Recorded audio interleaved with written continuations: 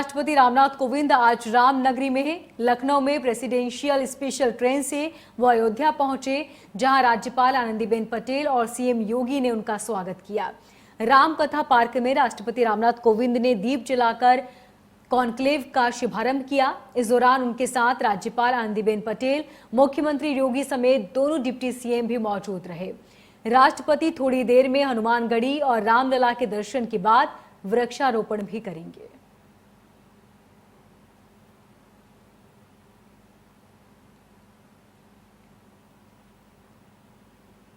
तो आपको बता दें कि राम के दरबार यानी कि अयोध्या में पहुंचे हैं रामनाथ कोविंद।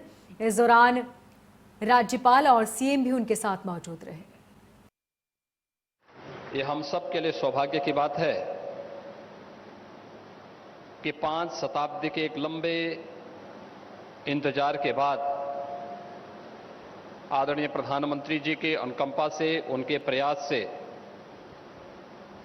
अयोध्या में 5 अगस्त 2020 को मर्यादा पुरुषोत्तम भगवान श्री राम के भव्य मंदिर के निर्माण का कार्य शुभारंभ हो चुका है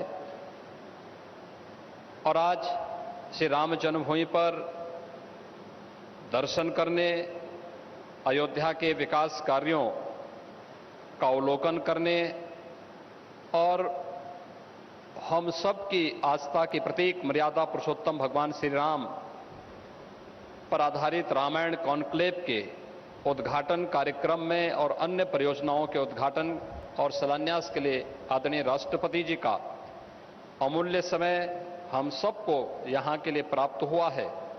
इस अवसर पर मैं उत्तर प्रदेश सरकार की ओर से उनका हृदय से आभार व्यक्त करते हुए अयोध्या की इस पावन धरती पर हृदय से स्वागत करता हूं, अभिनंदन करता हूं।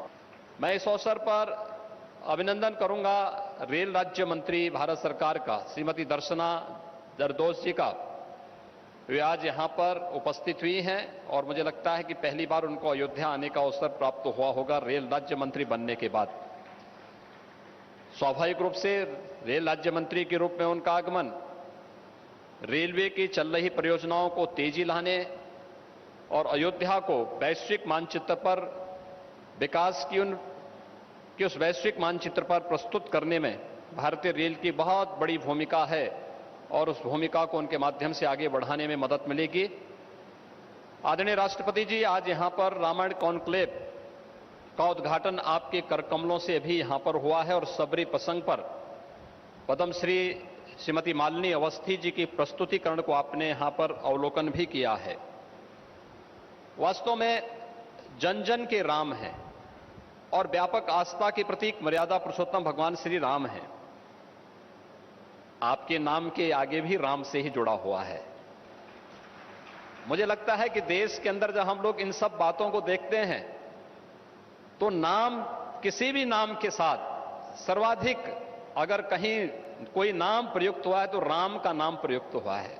भगवान राम इस बात को, ये चीजें प्रदर्शित करती हैं कि हम सबके आस्था में, हमारे श्वास श्वास में, रोम रोम में राम बसे। और इस खबर पर ज्यादा जानकारी के लिए हमारे संवाददाता अबुल बशीर हमारे साथ सीधे अयोध्या से जुड़ चुके हैं। अबुल, मैं जानना चाहूंगी आपसे कि फिलहाल वो क्या कार्यक्रम है जहां पर राज्यपाल पहुंचेंगे?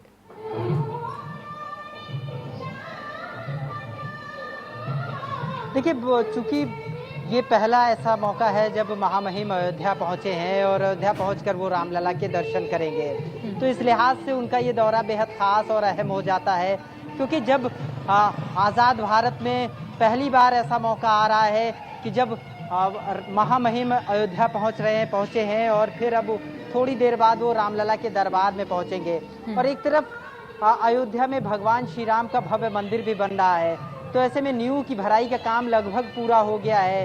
तो जब महामहिम वहाँ पहुँचेंगे, राम के दरबार में हाजिरी लगाएंगे, तो उन चीज़ों को भी देखेंगे कि निर्माण कार्य कहाँ तक पहुँचा है।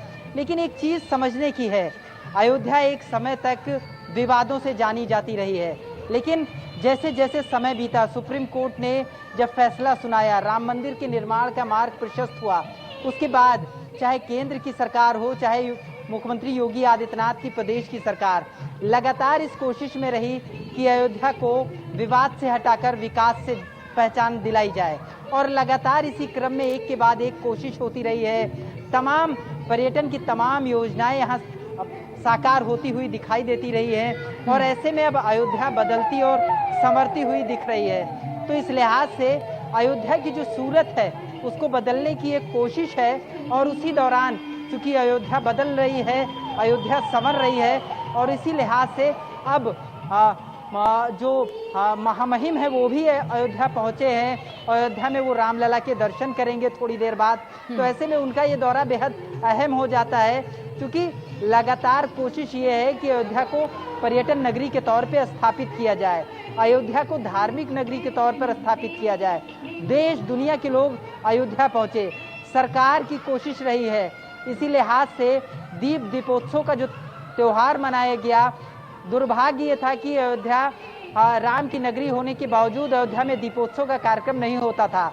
लेकिन जब मुख्यमंत्री योगी आदित्यनाथ की सरकार आई तो अयोध्या में दीपोत्सव का कार्यक्रम हुआ, दीपावली मनाई गई और उसी अयोध्या में कई बार लगातार दीपोत्सव के दौरान 1 लाख एक साथ 2.5 लाख दिए एक साथ जलाने की जो रिकॉर्ड बना, विश्व रिकॉर्ड, उसके बाद उसी रिकॉर्ड को दूसरे साल 5.5 लाख दिए जलाकर तोड़ा गया। तो लगातार अयोध्या को एक कोशिश रही है कि अयोध्या को विश्व के मानचित्र पर स्थापित किया जाए, अयोध्या की जो सूरत है उसको बदला जाए, अयोध्या की तस्वीर को संवारा जाए और अयोध्या की जो पहचान पहले दिनों में विवाद से रही है वो विवाद से खत्म करके अयोध्या को विकास से पहचान दिलाई जाए। लगातार सरकार इसकी कोशिश में रही है, तस्वीर बदलती हुई जा रही है। आपने देखा है तस्वीर, अयोध्या की सूरत बदल रही है। इसी क्रम में लोग अयोध्या की तरफ रुख कर रहे हैं और ऐसे में जब आज महामहिम अयोध्या पहुंचे हैं, रामलला के दर्शन करने जा रहे हैं, तो निश्चित तौर पर यह दौरा बेहद महत्वपूर्ण होता है। क्योंकि अगर महामहिम अयोध्या पहुंचते हैं, रामलला के दर्शन करते हैं, कई तरीके की परियोजनाओं का शिलान्यास और लोकार्पण किया जाता है उनके द्वारा, अयोध्या में रामायण कॉन्क्लेव की शुरुआत होती है, तो कहीं ना कहीं अयोध्या के लिए, अयोध्या वासियों के लिए, राम भक्तों के लिए और पूरे देशवासियों के लिए ये एक बहुत बड़ी खबर भी है और बहुत सुकून देने वाली, राहत वाली बात है कि अब अयोध्या में लोग रुख कर रहे हैं, महामहिम तक अयोध्या पहुंचे हैं। तो ऐसे में अब वो दिन दूर नहीं जब अयोध्या में लाखों लोग हर रोज अयोध्या पहुंचेंगे और भगवान श्री राम के दर्शन करेंगे। बहुत जल्द 2023 के अंत तक भगवान श्री राम के दर्शन गर्भगृह में होने के संकेत भी मिल रहे हैं। ट्रस्ट दावा भी कर रहा है, नींव की भराई का काम पूरा हो गया है। तो माना जा रहा है कि अयोध्या की सूरत बहुत तेजी से बदल रही है। ये अयोध्या वासियों के लिए बेहद खुशी की बात है और एक अच्छा संकेत है। जी बिल्कुल अमरबर्षण, आपने बिल्कुल ठीक कहा कि आने वाले वक्त में अयोध्या की सूरत बदल जाएगी। यहाँ पर पर्यटन स्थल भी होगा, लोग बड़ी संख्या में पहुँचेंगे और उसकी शुरुआत भी हो चुकी है। अबुल, इसके साथ ही जानना चाहूँगी आपसे कि आगे जो प्रोग्राम होगा, वृक्षारोपण भी किया जाएगा राष्ट्रपति के द्वारा, यहाँ पर कौन से वो नेता होंगे जो शामिल होंगे उनके साथ, और ये कार्यक्रम में फिलहाल कितना वक्त बचा?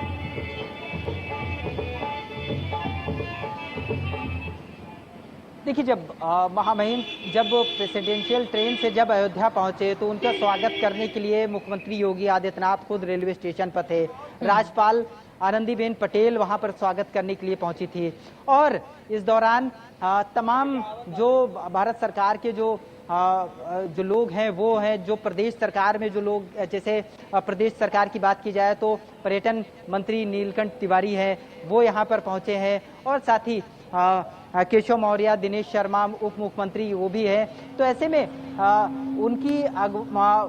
उनके स्वागत में कोई कसर न रह जाए, इसलिए सभी लोग यहाँ पर मौजूद हैं। लेकिन सबसे खास है कि जब वो यहाँ से उनका काफिला, जब उनका फ्लीट जब उनकी यहाँ से अयोध्या जंक्शन से जब रामकथा पार्क पहुँची तो वहाँ पर उन्होंने रामायण कॉन्क्लेव की शुरुआत की। इस दौरान जो लोक गायिका है मालिनी अवस्थी, उन्होंने शबरी गायन किया और पूरा समा बांध दिया।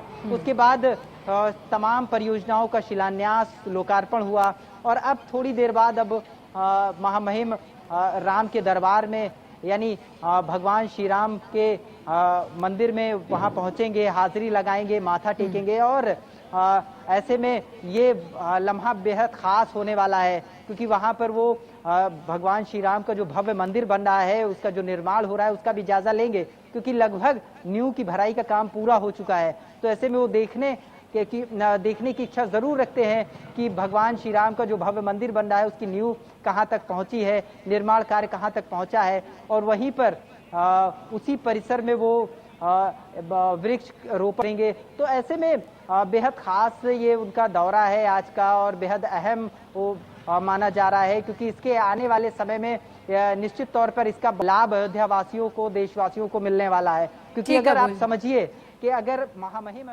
ठीक